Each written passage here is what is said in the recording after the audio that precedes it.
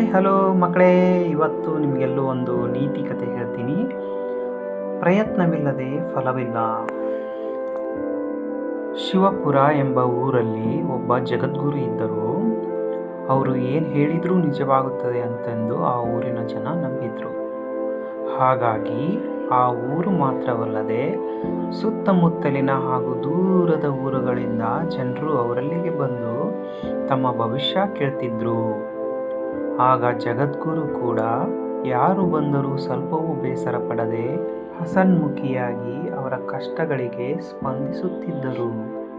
ಹೀಗೆ ಒಂದು ದಿನ ಚಿಂಟು ಮತ್ತು ಪಿಂಟು ಎಂಬ ವಿದ್ಯಾರ್ಥಿಗಳು ಜಗದ್ಗುರುವಿನ ಬಳಿಗೆ ಬಂದು, ಗುರುಗಳೇ, ನಾವಿಬ್ಬರೂ ಗೆಳೆಯರು ಒಂದೇ ಶಾಲೆಯಲ್ಲಿ ಓದುತ್ತಿದ್ದೇವೆ. ನಮಗೆ ನಿಮ್ಮ ಆಶೀರ್ವಾದ ಬೇಕು ಎಂದು ಕೇಳಿ ತಲೆಬಾಗಿದರು. ಜಗದ್ಗುರುಗಳು ಅವರಿಬ್ಬರನ್ನು ಒಂದು ಕ್ಷಣ ತದೇಕ ಚಿತ್ತದಿಂದ ನೋಡಿ, ಚಿಂಟುವಿಗೆ ನೀನು ಒಳ್ಳೆಯ ಅಂಕ ಗಳಿಸಿ ಪರೀಕ್ಷೆಯಲ್ಲಿ ಪ್ರಥಮ ದರ್ಜೆಯಲ್ಲಿ ಪಾಸಾಗುವೆ ಎಂದು, ಹಾಗೂ ಪಿಂಟುಗೆ ನೀನು ಪರೀಕ್ಷೆಯಲ್ಲಿ ಫೇಲಾಗುವೆ ಎಂದರು. ಇದರಿಂದ ಖುಷಿಗೊಂಡ ಚಿಂಟು ಓದುವುದನ್ನೇ ಬಿಟ್ಟನು. ಜಗದ್ಗುರುಗಳ ಮಾತನ್ನೇ ನಂಬಿ ಸಿನಿಮಾ, ಟಿವಿ, ಜಾತ್ರೆ, ಹಬ್ಬ ಅಂತ ಊರೂರು ಅಲೆದಾಡಿದನು. ಆರಾಮವಾಗಿ ಆಟ ಆಡಿಕೊಂಡು ಪಾಠವನ್ನೇ ಮರೆತನು. ಪುಸ್ತಕ ತೆರೆಯುವ ಗೋಜಿಗೆ ಹೋಗದೆ ಓದುವ ವಿಷಯದಲ್ಲಿ ಮಹಾ ಸೋಮಾರಿಯಾದನು.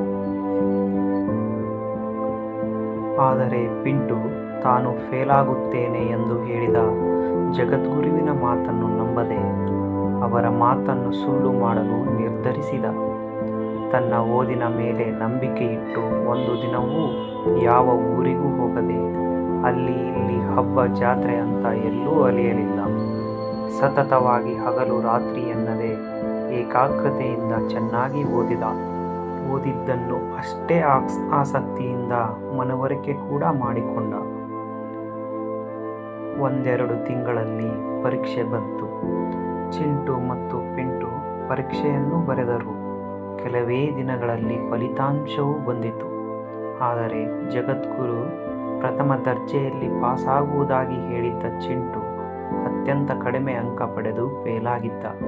ಹಾಗೆಯೇ ಜಗದ್ಗುರು ಫೇಲಾಗುವುದಾಗಿ ಹೇಳಿದ್ದ ಪಿಂಟು ಅತ್ಯಂತ ಹೆಚ್ಚು ಅಂಕ ಗಳಿಸಿ ಉನ್ನತ ಶ್ರೇಣಿಯಲ್ಲಿ ಪಾಸಾಗಿದ್ದನು.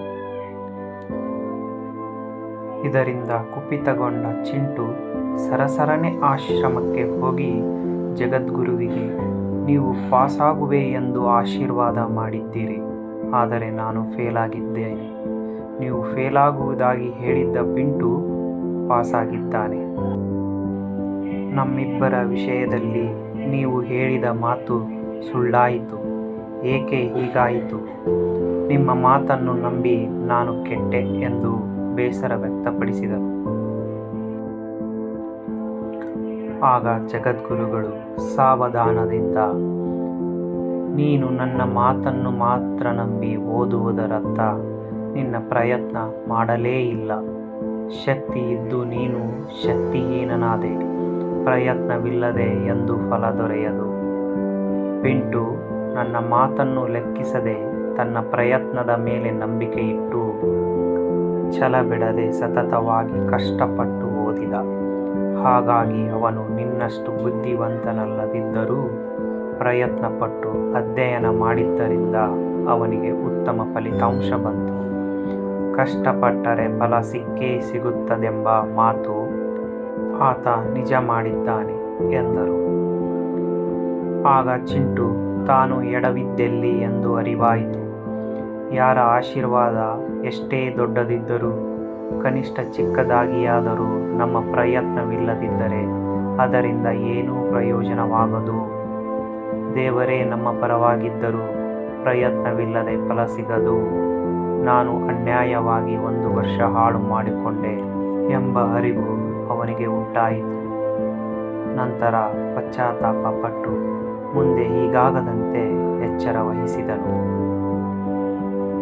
ಎಲ್ಲ ವಿದ್ಯಾರ್ಥಿಗಳು, ಮಕ್ಕಳು, ಈ ನೀತಿ ಕಥೆಯಿಂದ ನಿಮಗೆ ಏನು ಗೊತ್ತಾಗುತ್ತೆ ಅಂದರೆ, ಯಾರು ಏನೇ ಹೇಳಿದರೂ ಕೂಡ ನಿಮ್ಮ ಪ್ರಯತ್ನ ಹಾಗೂ ಪರಿಶ್ರಮದ ಮೇಲೆ ನಂಬಿಕೆ ಇಟ್ಟು ಪ್ರಯತ್ನ ಪಡಬೇಕು. ಆವಾಗಲೇ ಯಶಸ್ಸು ದೊರೆಯುತ್ತದೆ ಅಂತ ತಿಳಿಯುತ್ತದೆ. ಇನ್ನೂ ಹೆಚ್ಚಿನ ಕಥೆಗಳಿಗಾಗಿ ಇನ್ಸ್ಟಾಗ್ರಾಮ್ ಪೇಜ್ ಫಾಲೋ ಮಾಡಿ ಹಾಗೂ ಯೂಟ್ಯೂಬ್ ಚಾನಲನ್ನು ಸಬ್ಸ್ಕ್ರೈಬ್ ಮಾಡಿ. Thank you for watching.